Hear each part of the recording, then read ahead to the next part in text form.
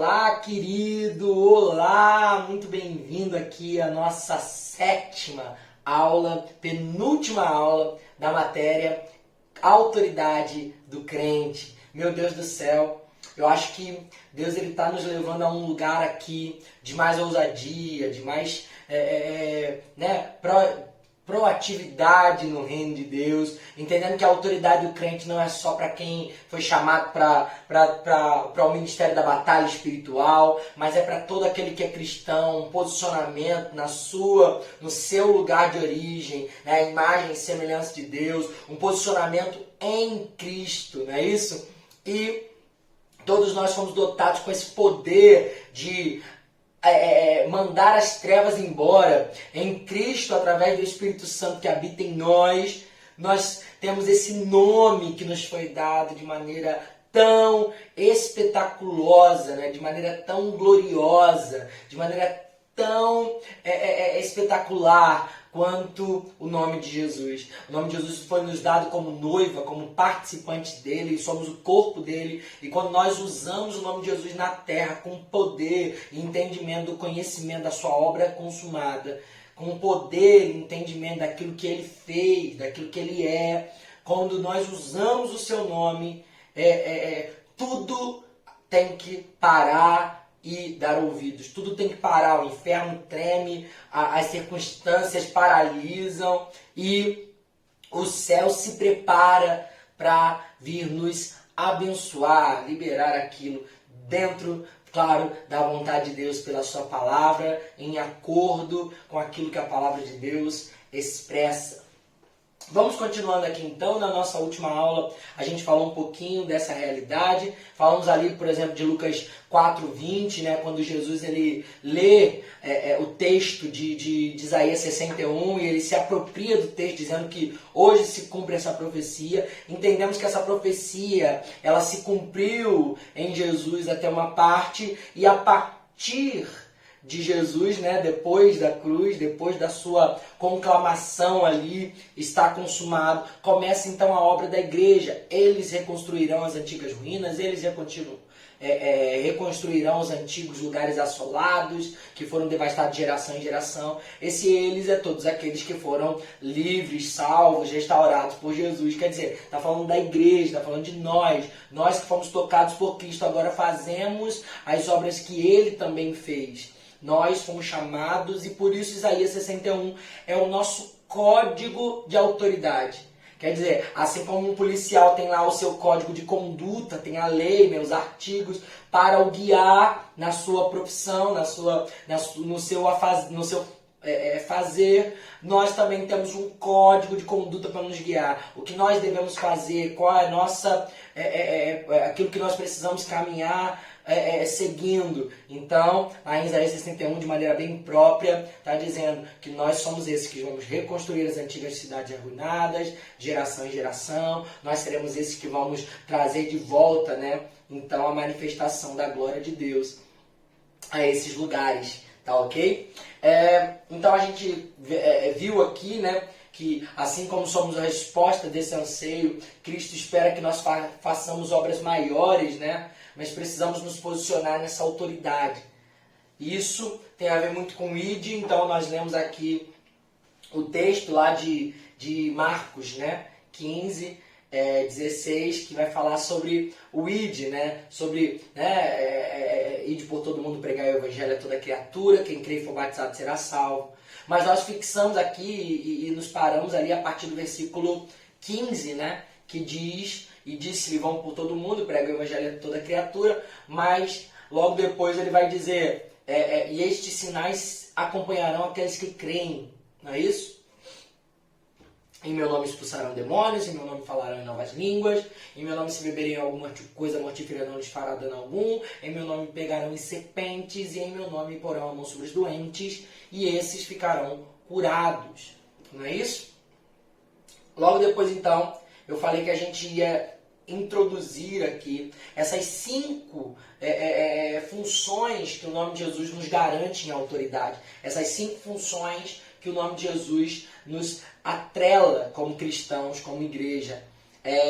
a gente vai perceber que o nome de Jesus, né, como a gente já entendeu, ele nos ajuda a entender o que nós somos e também a obra consumada de Cristo, a realidade, a enormidade dessa obra nos ajuda a nos empoderar em autoridade. Quer dizer, usar o nome de Jesus tem muito mais a ver com o entendimento da minha posição em Cristo, né? Tem muito mais a ver do entender do que Cristo fez e aonde eu estou. Então o nome de Jesus é apropriado por nós, ele é usado, né, não de maneira separada, mas de maneira a gente se apropria desse nome. Né? Tudo que Jesus conquistou na cruz, gente, é direito nosso. A gente já cantava isso, né? É nossa herança, todas as bênçãos de Deus para nós. Tomamos posse, é nossa herança. A gente já canta sobre isso, mas a gente precisa entender que tudo que ele conquistou, ele transferiu a nós para ser colocado em prática. E é isso aqui que nós precisamos entender. Toda a grande comissão, toda indicação, toda transferência que Jesus fez por nós é para que a gente praticássemos essa verdade. É para que a gente praticássemos essa autoridade. Não adianta ser Deus, não adianta o Deus Todo-Poderoso nos vestir de autoridade, nos dar esse distintivo espiritual e essa farda, e a gente não sair às ruas para cumprir a lei, para fazer aquilo que nós fomos chamados para fazer. Nós somos a autoridade na terra hoje. A igreja, aonde ela chega, ela é a autoridade. Então, quando alinhamos, né, a palavra de Deus e o nome de Jesus, ele faz tudo. Né? Eu já pedi para você anotar essa frase.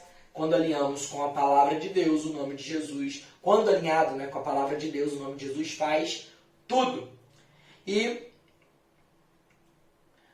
entendemos aqui também um pouquinho sobre a questão dos sinais, o porquê muitas vezes os sinais não se cumprem, né? Todos aqueles que creem, né? Os sinais seguirão aqueles que creem. E infelizmente nesse tempo de hoje nós vemos que cada vez mais existem pessoas céticas, né? E não creem na totalidade, não creem naquela Bíblia. Existem pessoas falando que a Bíblia contém a palavra de Deus, quer dizer, em parte é a palavra de Deus, mas não é a palavra. Então, essas heresias, essa falta de fé que nos aproxima muito por conta do dia que nós estamos vivendo, os últimos dias, eu creio, né? Onde a fé vai se esfriar, o amor vai se esfriar, as pessoas vão ficar mais céticas, mais duras, o coração de muitos, né, vai se entregar às suas próprias paixões. Eu acredito que nós estamos vivendo um tempo oportuno para que a igreja verdadeira se levante em autoridade, para trazer de volta as manifestações dos sinais, milagres, prodígios, a resposta, né, que nós cremos, então por isso os sinais nos acompanham. Então, eu acredito mesmo, eu mesmo disse para vocês que o meu ministério, graças a Deus, ele tem me chamado para esse tempo de milagres, sinais e maravilhas. Eu tenho visto curas no meu ministério, tenho visto tantas coisas maravilhosas que são, sabe, fora da caixa, que são de maneira tão espantosa, mas Deus tem feito, graças a Deus. E eu acredito que Ele quer fazer através dessa igreja. Ele firma essa condição, né, de que de forma inteligente a gente possa, né, voltar para que a igreja creia novamente, para que os homens possam ser alcançados por essa verdade. Então eu acredito no avivamento nesses últimos dias do ensino. O ensino profundo da palavra de Deus gera fé, porque a fé vem pelo ouvir, e o ouvir da palavra. Então, a fé sendo alavancada, sendo crescida, sendo despertada, vai acontecer milagres, sinais e prodígios, é a consequência. Para isso, então, Deus nos deu de forma bem prática essas cinco funções que o nome de Jesus conferiu a nós. Então, as 5 principais funções que o nome de Jesus conferiu a nós para o exercício da autoridade. Nesse texto, a gente fala muito ali em Marcos sobre a grande comissão, Marcos 16, sobre a grande comissão, mas a gente esquece que não é só o id, mas tem todo um complemento, tem todo um apanhado, tem todo um pacote envolvido nessa grande comissão. Quer dizer, no ID você foi preparado para ir, você recebeu ferramentas para ir, você recebeu poder, autoridade, unção para ir. A unção, na verdade, nada mais é do que o poder de Deus para fazer aquilo que você naturalmente não consegue. Então, o que é a unção? É a capacidade, é a capacitação, é aquilo que Deus te capacita para fazer, que naturalmente você não conseguiria. Isso é unção, entendeu? E Deus, então, nesse texto nos confere ali, nos mostra as 5 principais funções do nome dele. As 5 principais funções que o nome dele nos conferiu, não é isso? As 5 principais funções que o nome dele nos conferiu para o exercício da autoridade. Então, vamos lá, se você está anotando aí, por favor, anote, porque você vai precisar disso em algum lugar. Coloque aí as 5 principais funções do nome de Jesus. Ou as 5 principais funções que o nome nos conferiu, tanto faz. Coloque aí as 5 principais funções do nome de Jesus.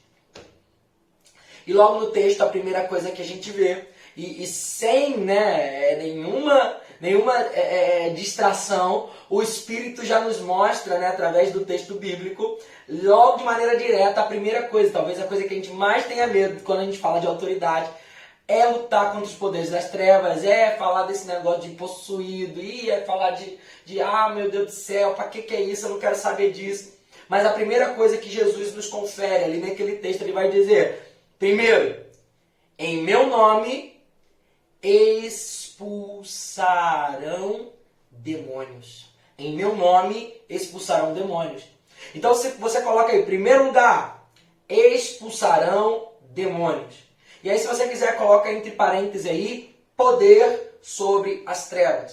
O que a gente está entendendo ali é que, claro, Jesus está falando de expulsar demônios como uma forma visível daquilo que resume toda a luta contra as trevas. Na verdade, o que Jesus diz quando ele fala expulsarão demônios, ele está dizendo assim, ó, vocês terão poder contra as trevas. Vocês terão poder sobre as trevas, acima das trevas. Então, muitas vezes, como eu já disse no meio dessas aulas, a gente se acostuma a achar que o mal está quase ganhando, né? Que o mal está sendo alastrado e que o bem está sendo oprimido. E, na verdade, o que a gente percebe é que, biblicamente, o que nós precisamos acordar como igreja é ao contrário. Nós precisamos, como igreja, oprimir as trevas.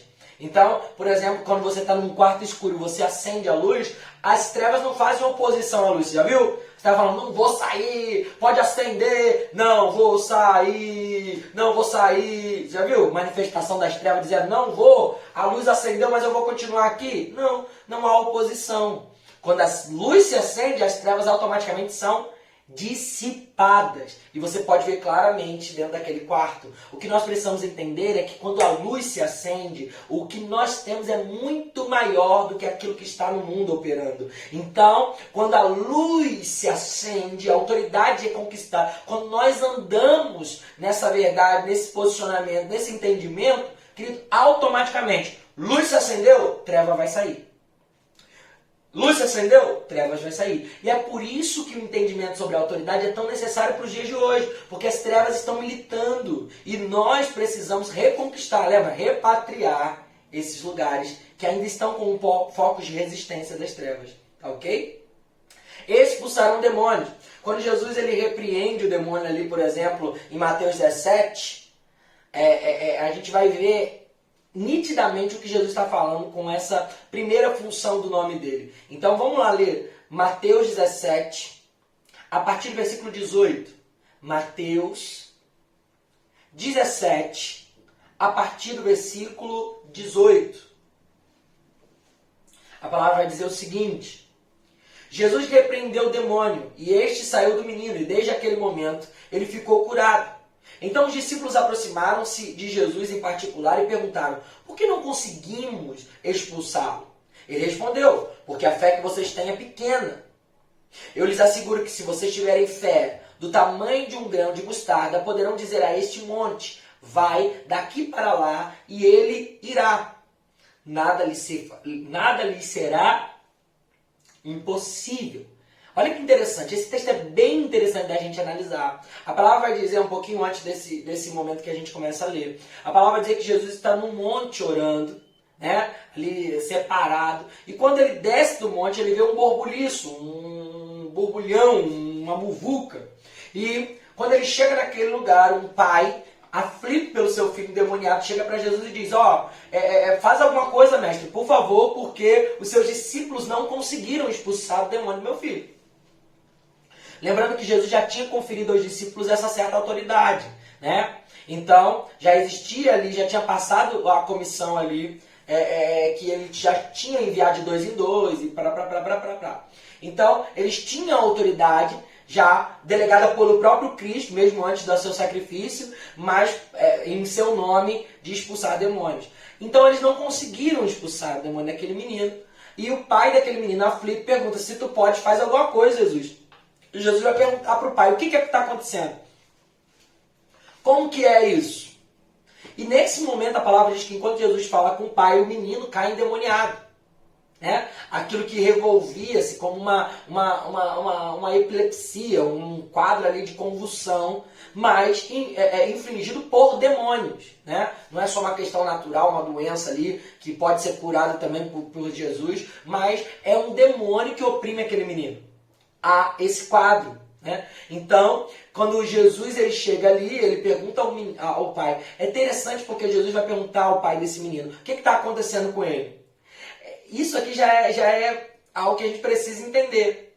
A autoridade não é necessariamente fazer acontecer logo, não. Você precisa entender também, às vezes, o quadro, o que está acontecendo. Eu não estou falando sobre entrevista com o diabo, o que você está fazendo com ele. Tal. Eu acho isso particularmente até um desperdício. Eu acho que dá muito tempo para o diabo aparecer e a glória é de Deus, não é dele. Ele acaba tomando um pouquinho do tempo que a gente poderia estar fazendo culto a Deus. Então, eu não sou muito fã da entrevista com o diabo não, entendeu? Mas o que Jesus está perguntando é para o pai daquele menino a situação que levou aquele menino a estar daquela forma. É interessante, querido, por quê? Porque naquele momento o demônio cai e Jesus não sai correndo, bota a mão na cabeça, sai! Não. Ele vai perguntar, por que acontece isso? Então o pai do menino vai explicar, existe esse demônio que entra nele, de vez em quando leva ele ao fogo, leva ele na água, querendo matar, acaba com ele e tem algo que é anormal ali, sobrenatural, você precisa agir. Então, entendendo o que está acontecendo com aquele menino, Jesus vai até o menino e repreende o demônio. Então, começa o texto que nós acabamos de ler. Jesus repreendeu o demônio e este saiu dele muito facilmente. Então, depois de tudo passado, os discípulos vão naturalmente perguntar a Jesus, o que aconteceu? Por que a gente não conseguiu expulsar esse demônio? Tem alguma chave nesse negócio. Então, Jesus ele vai dizer, vocês não expulsaram esse demônio por causa da sua pequena fé. Então, a gente precisa entender aqui, a autoridade só pode ser exercida pelo aquele que crê.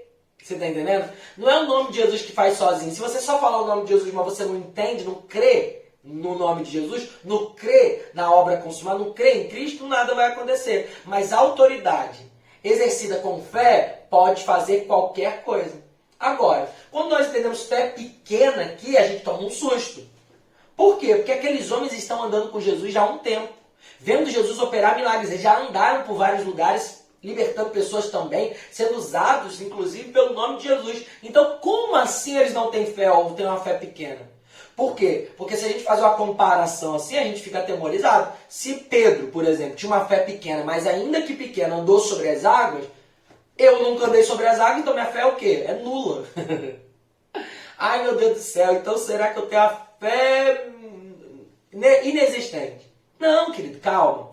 A fé pequena não é comparada como a gente geralmente compara. Não está falando que Pedro tem uma fé pequena porque ele andou sobre as águas. Nem isso. Então a fé grande é o quê? Que voa? Não. Fé pequena ou fé grande não tem a ver com o que acontece. Não tem a ver com um ápice, não tem a ver com milagres em si. Por quê? Porque cada um de nós pode ter um ápice de fé, um impulso de fé e ver coisas sobrenaturais. Mas o que define se uma fé é grande ou se é pequena? É a constância. Pedro, ele anda sobre as águas, mas ele não é constante. Vendo as situações externas, vendo a tempestade, ele começa a afundar. Você está entendendo? Ele não é constante. Então uma fé grande não é uma fé que vai ver milagres simplesmente. Ele vai ver milagres, mas uma fé grande é que vai manter o nível. Quer dizer, não vai sair dessa posição, não vai descer dessa posição, não vai ser guiado pelas coisas externas e com isso esmorecer no meio do caminho. Essa fé é constante, isso é uma fé grande. O que ele está dizendo?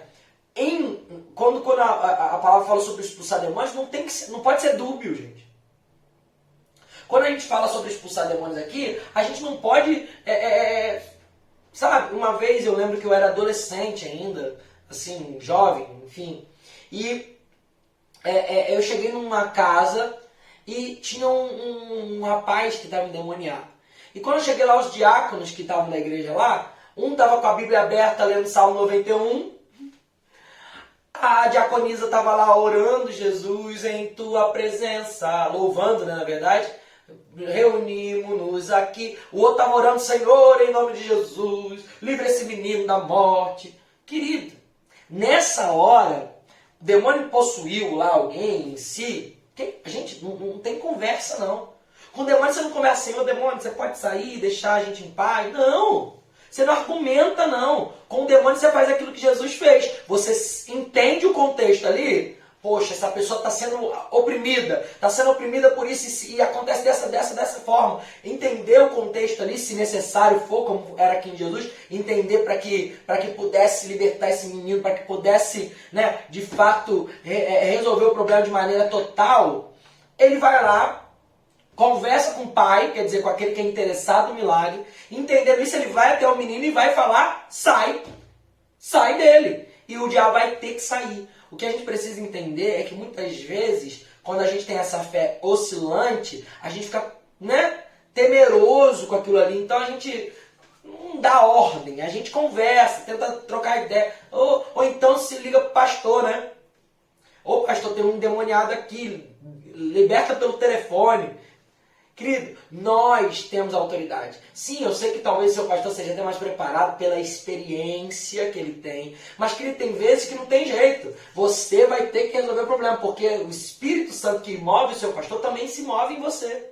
A unção que o seu pastor tem, é claro que ele tem uma posição diferenciada. Deus escolheu ele para estar à frente de um corpo, mas você também é ungido. Você também é autoridade, você faz parte do corpo de Cristo. O que nós precisamos entender é que com o demônio não tem conversa. Não tem cá. O que você veio fazer?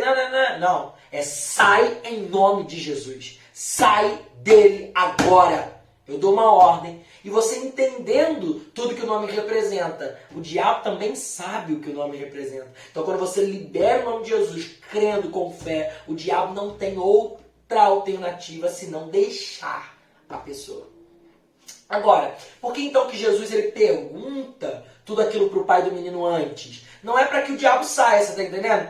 Não é, eu vou saber como é que acontece para me poder liberar. Não. O que Jesus está procurando ali? Uma forma de expulsar aquele demônio e manter o menino a salvo.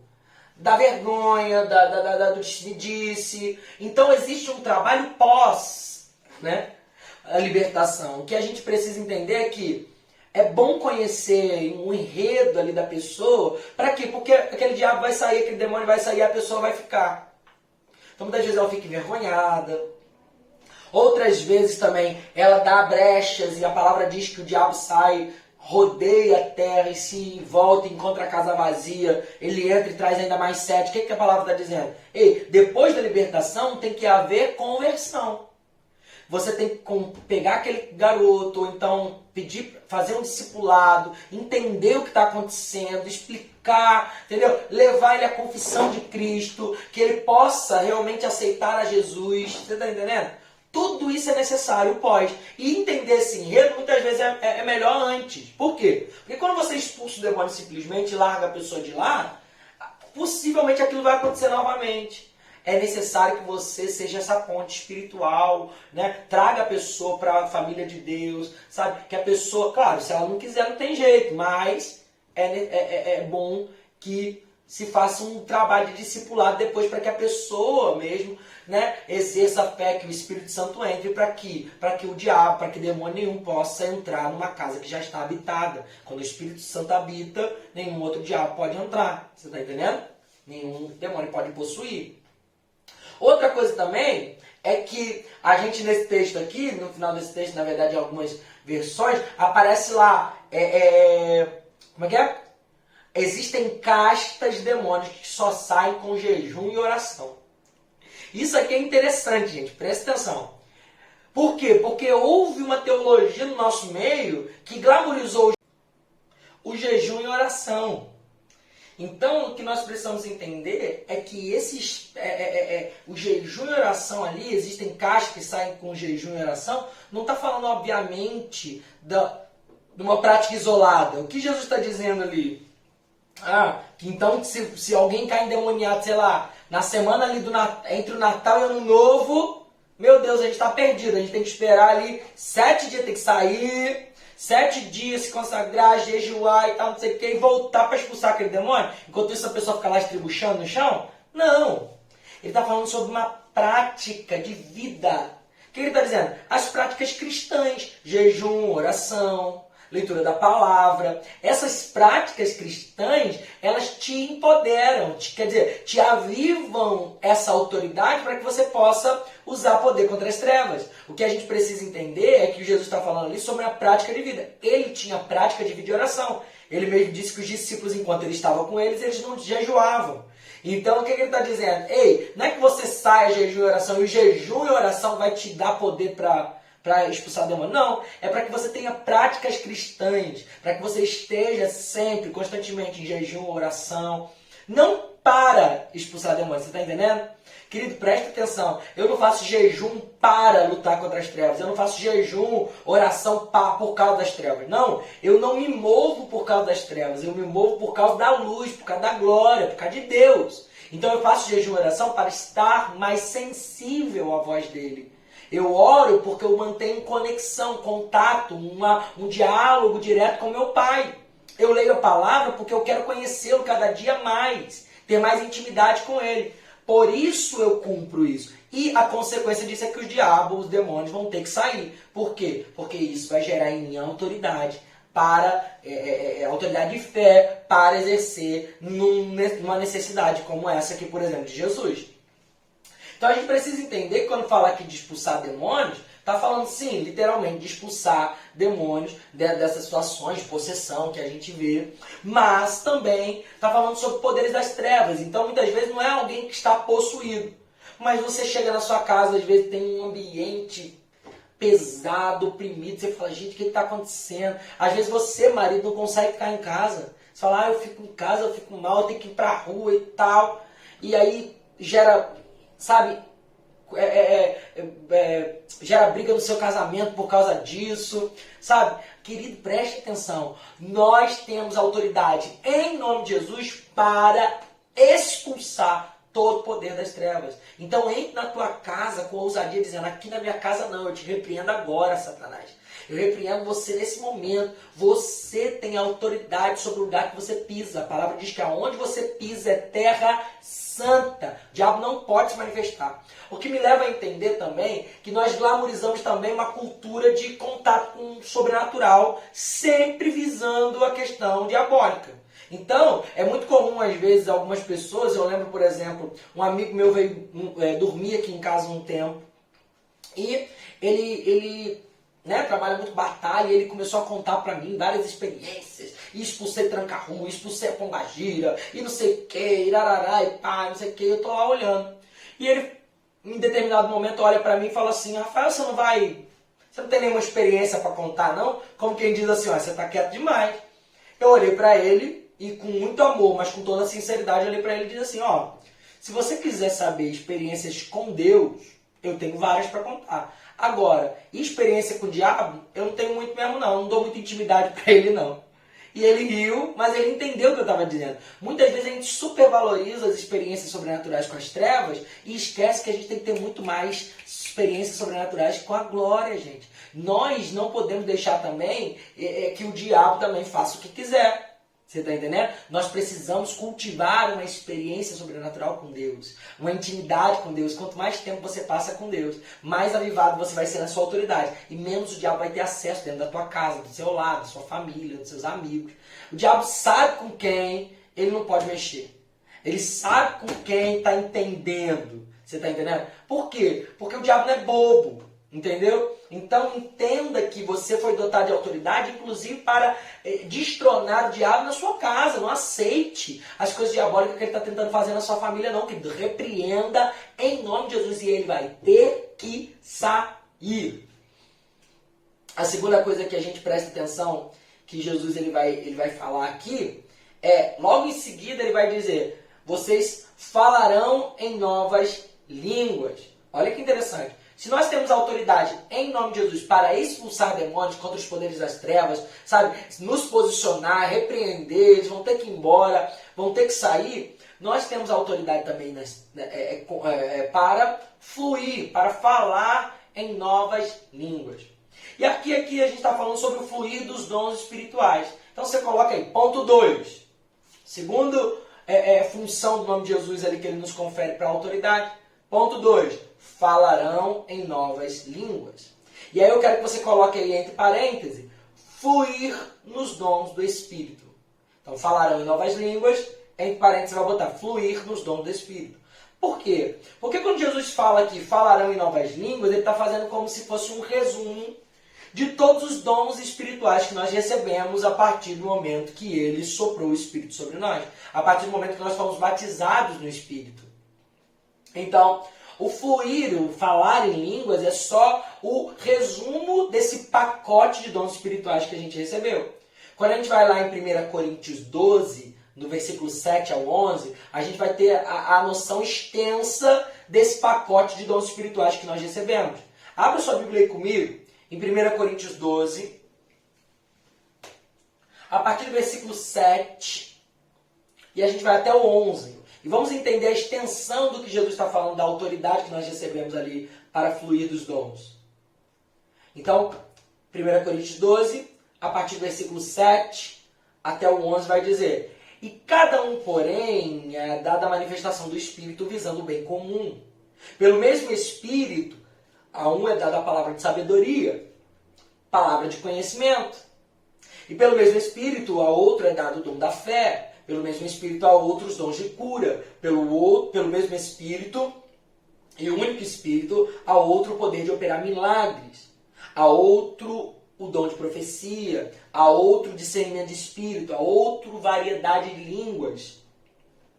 E ainda a outra interpretação de línguas. Todas essas coisas, porém, são realizadas pelo mesmo e único Espírito, e ele as distribui individualmente a cada um conforme quer. Então olha que interessante, o Espírito tem um grupo de dons que ele libera para a igreja de acordo com a vontade dele, plena dele. Então, como que esses dons são divididos com a igreja? De acordo com a sua função.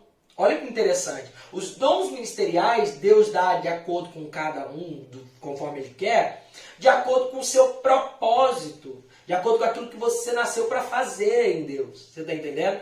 Então, por exemplo, o Paulo, por exemplo, quando ele vai falar de dons, ele vai dizer assim, busque os melhores dons, busque com zelo, peça ao Senhor que ele vai te dar. O que ele está dizendo? Você deve buscar intensamente o dom que se adequa àquilo que você nasceu para fazer. Por exemplo, quer dizer que o dom da fé é maior do que o dom da cura? Quer dizer que o dom da profecia é maior do que o dom de... Não! Quer dizer que é importante dentro daquilo que você nasceu para fazer. Por exemplo, se eu sou um profeta, você imagina um profeta sem palavra de sabedoria, palavra de conhecimento? Você imagina um profeta sem o dom da profecia? Não existe. Então o profeta ele deve buscar diligentemente o dom espiritual da profecia, palavra de conhecimento, palavra de sabedoria, discernimento de espírito e tal.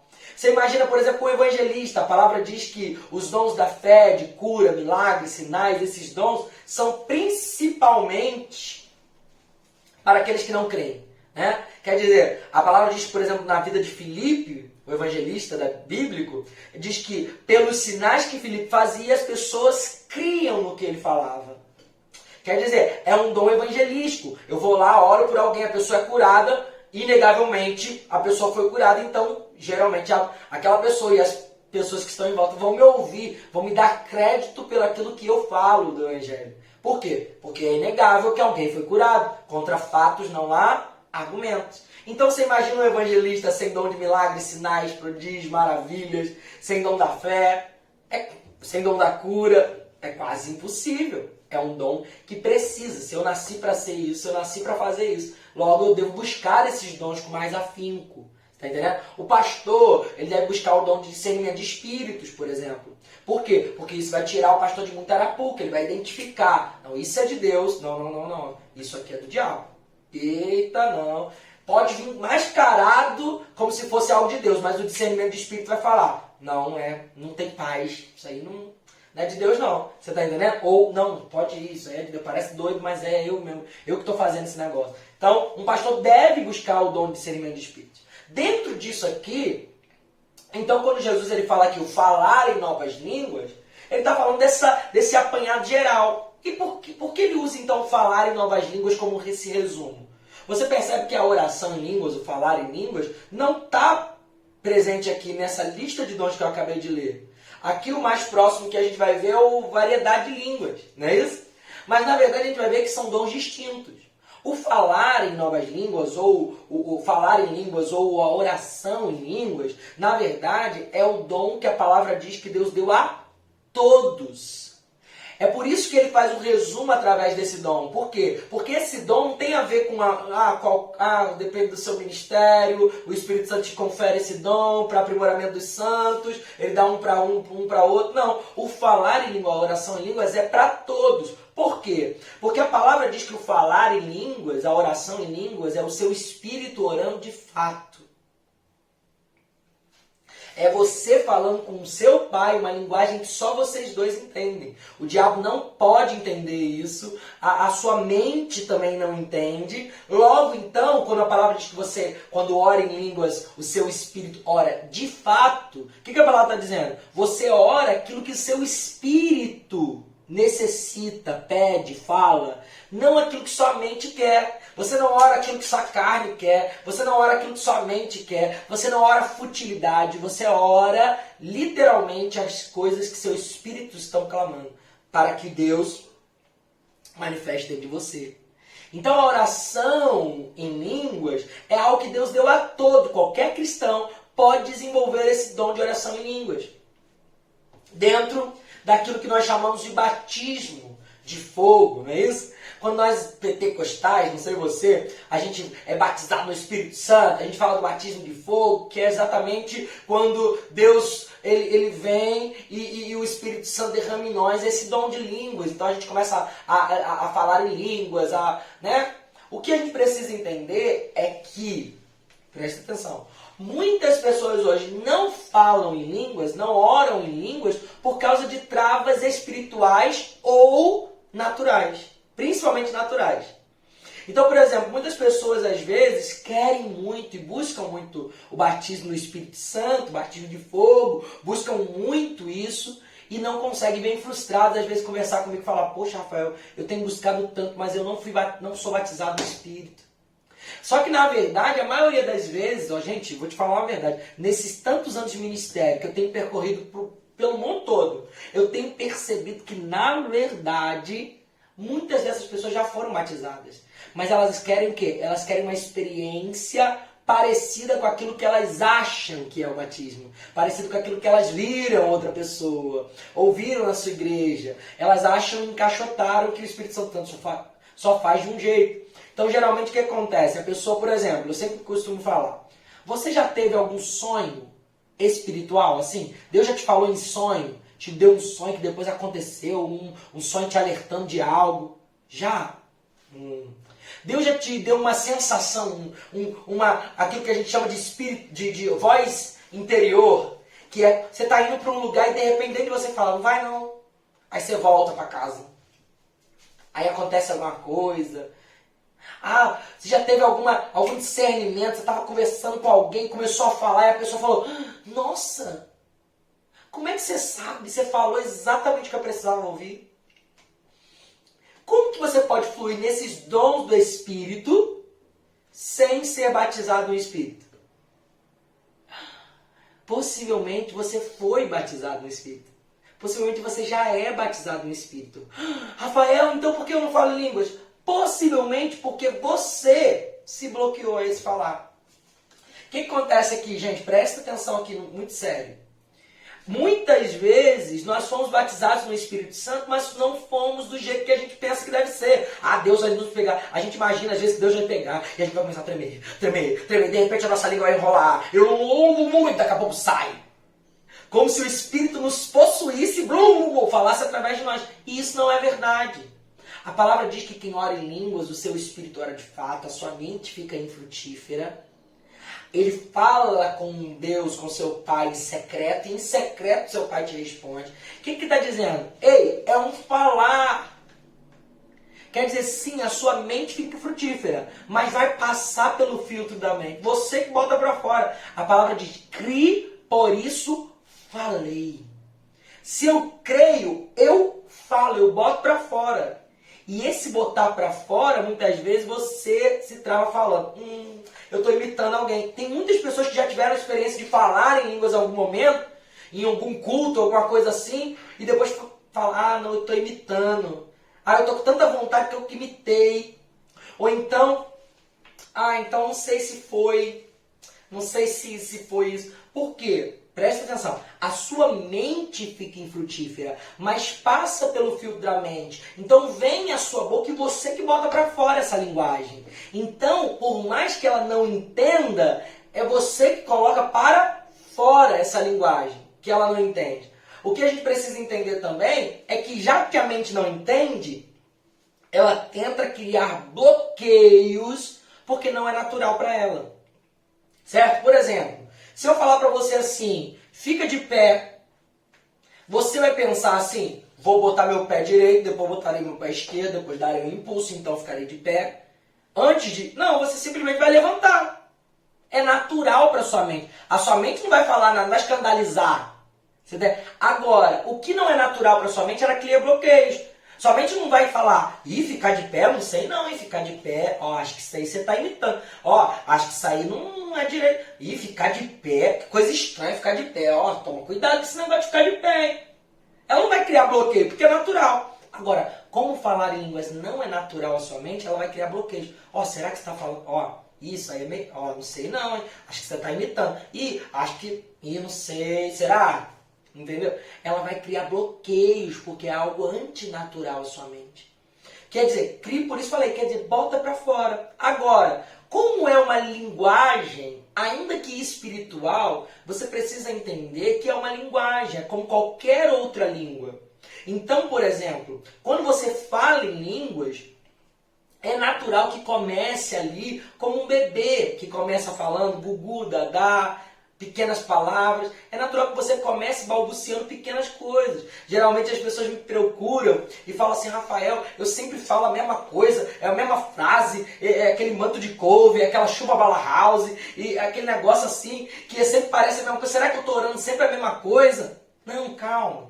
Primeiro que não é uma linguagem como a gente entende, não é uma linguagem que dá para você fazer tradução. Isso aqui significa Rabanaias, significa isso. Não dá para fazer isso. Então, a gente primeiro fica calmo, mas é natural que como um bebê você está começando a balbuciar aquela linguagem. Então, geralmente, quanto mais experiência você vai gastando com aquilo, é por isso que eu falo, desenvolva esse dom principalmente no seu quarto, no seu devocional. Não espere chegar na igreja do culto avivado para poder falar em línguas. Tenha uma experiência diária, um tempo diário de falar em línguas, porque você vai desenvolvendo essa linguagem. Com o tempo, você vai quase que falando um dialeto mesmo, vai formando quase que um dialeto quando você fala em línguas. Você está entendendo? E essa linguagem espiritual, a palavra diz que é uma arma que você tem contra as trevas e uma arma de intimidade com Deus. Se você fala com alguém a linguagem dele, é muito mais profundo e muito mais íntimo. Se eu tenho um amigo americano e eu sei falar inglês, vai ser muito mais íntimo conseguir essa proximidade com ele, você está entendendo? Essa intimidade com ele, porque é a língua natural dele.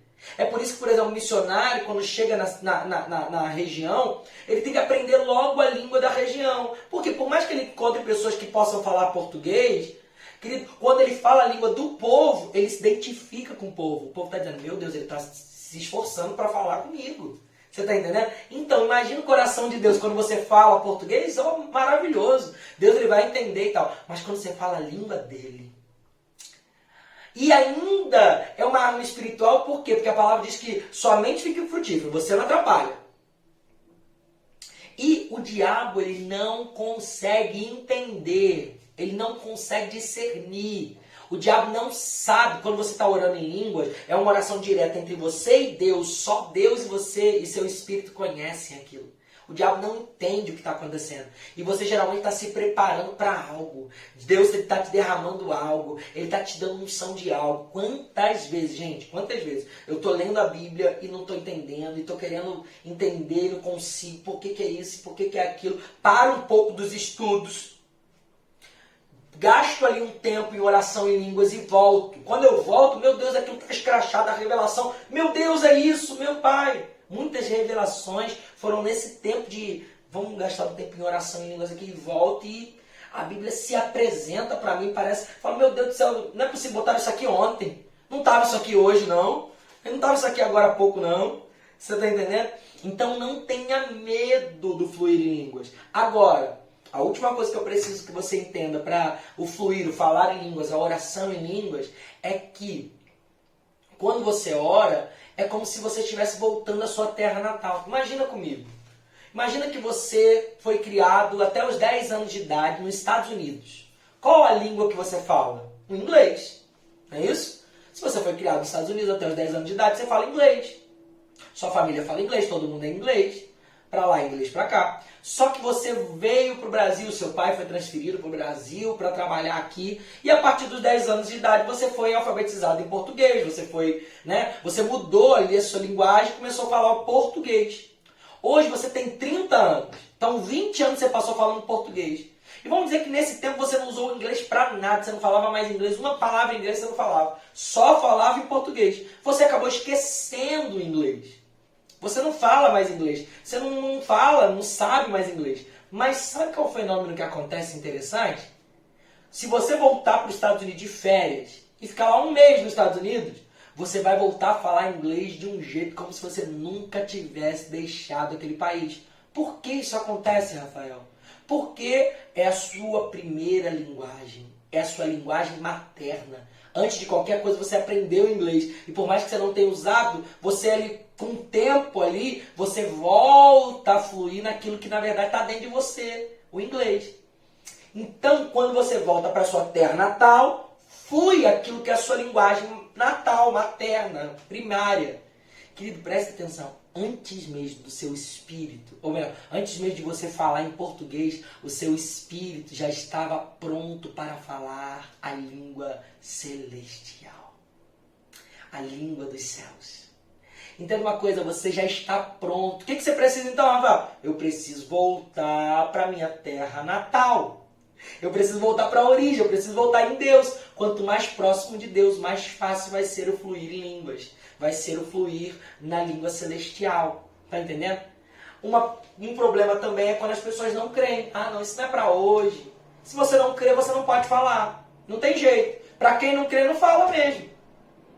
Outra coisa é as pessoas não saberem a importância. Ah, não, eu até creio, mas se for necessário, Deus um dia vai me pegar num ônibus desse, ele vai me batizar num ônibus. Não, querido, Deus não vai fazer isso. Se você não sabe a importância e não busca, Deus ele não vai manifestar contra a sua vontade. Deus ele não vai te tomar a força. Quem possui é o diabo, Deus não. Deus ele sugere. Crie, por isso falei. Ele vai botar na sua linguagem, você vai botar para fora. Ele vai trazer à sua mente aquela linguagem que você não vai entender e você vai botar para fora. Então faça esse exercício. Se você quiser ir mesmo na sua casa agora, pode começar a fluir em línguas. Pode começar a deixar o Espírito Santo falar através dessa linguagem espiritual, do seu espírito com o Espírito de Deus. Meu Deus do céu, isso é forte demais. E todo esse falar em línguas, como é algo que para todos, Jesus usa o falar em línguas aqui, para trazer um panorama de todos os dons espirituais. Seguir o falar em línguas, você também pode fluir em todos os dons espirituais. Você tem a autoridade em Deus para fluir nos dons espirituais. Os dons que nós lemos aqui, o falar em línguas, né? E os dons que nós lemos aqui em 1 Coríntios 12. Tá ok? A partir do versículo 7. O dom que Deus ele dá, libera de maneira tão grandiosa, tão poderosa, para que nós possamos fluir nos sinais, nas maravilhas, nos projetos, nos entendimentos, fluindo, discernindo nosso ministério, discernindo o que nós temos para fazer, armas, ferramentas espirituais que Deus nos deu para fluir essa autoridade no nome dele. Tá ok? Logo depois, a gente vai ver o terceiro pegarão em serpentes. Pegarão em serpentes. Olha que interessante isso aqui, gente. Presta atenção. Quando a gente fala em pegar em serpentes, em primeiro momento parece que Jesus está falando isso aqui meio que aleatório. Isso aqui está falando sobre algo...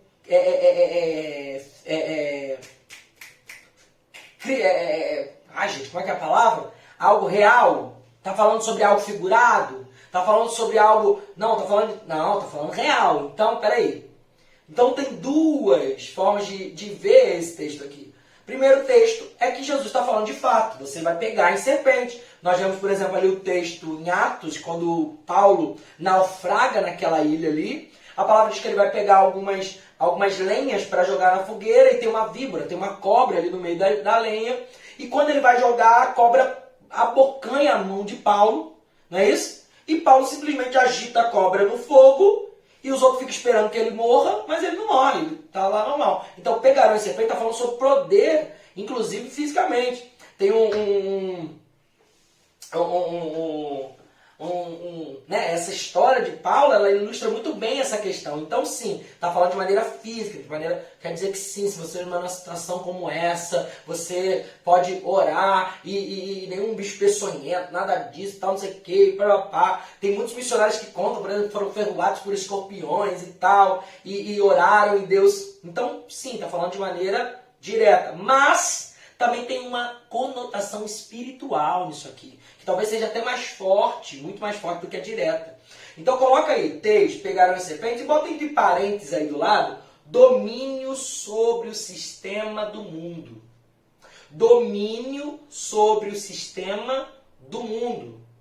Pegaram em serpentes, então coloca aí do lado, domínio sobre o sistema do mundo. Quando a palavra fala de serpente, é inegável que Jesus aqui está usando serpente, a gente lembra logo de quê? Da antiga serpente. Está falando de Éden lá, não é isso? Quando a serpente entrou com o pecado no mundo através de Adão e Eva, manipulando, usurpando de Adão e Eva domínio e autoridade e dando para eles maldições. Então, presta atenção.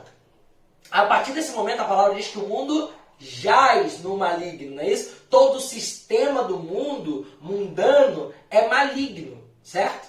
Então, quando a palavra está dizendo aqui, pegarão em serpente, está falando domínio sobre o sistema do mundo, sobre o sistema maligno. Quer dizer, você vai pegar essa serpente que está agindo na sua empresa e vai tirar ela de lá. Você vai falar, não, aqui não. Você vai dominar esse sistema do mundo, tá entendendo? Vai pegar a serpente e ela não vai te ferir. Pegarão em serpente, ela não vai te ferir. Pega na serpente, tira ela lá da tua empresa. Tira, não. Todo mundo rouba, mas aqui na minha empresa não. Todo mundo sonega, mas a gente vai prosperar em Deus. Você está entendendo? Não se renda ao sistema maligno do mundo, mas tome ele, pegue na serpente e coloque ela para fora desse lugar onde você está.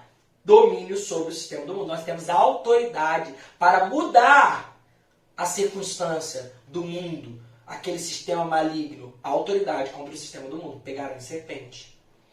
Por exemplo, quando em 1 João 4,4 vai falar, olha que interessante, vai dizer, filhinhos, vocês são de Deus e os venceram, porque aquele que está em vocês é maior do que aquele que está no mundo.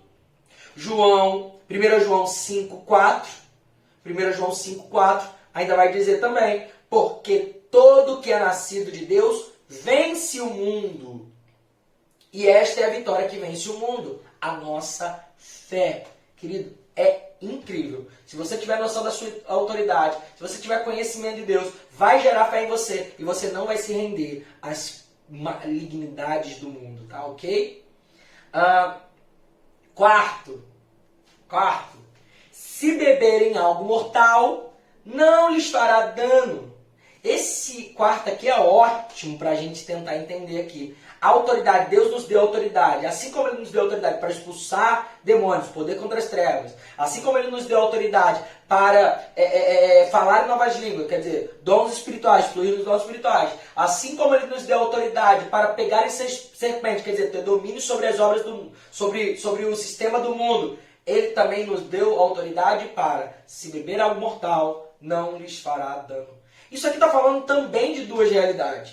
A primeira é a física, é a natural. Está falando do real. Então, sim, está falando que se você beber algo ruim, algo que te faça mal, você pode ter autoridade para repreender aquilo e aquilo não te fazer dano.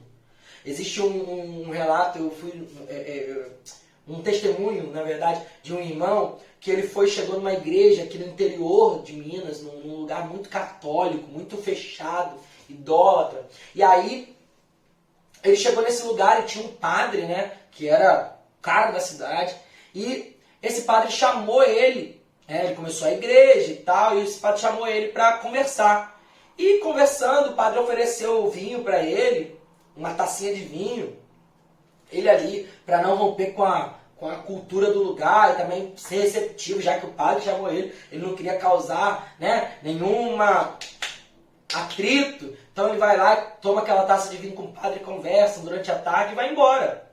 E quando ele chega na casa dele, né, vai para o culto normal naquela semana, 2 semanas, 3 semanas, 4 semanas. De repente, um culto desse de domingo, o padre entra pela porta da igreja dele e fala: eu quero aceitar Jesus. Eu quero aceitar esse Jesus que você está pregando aí. E a igreja fica alvoroçada, ele ora pelo padre, faz a confissão com o padre. Imagina essa loucura, gente.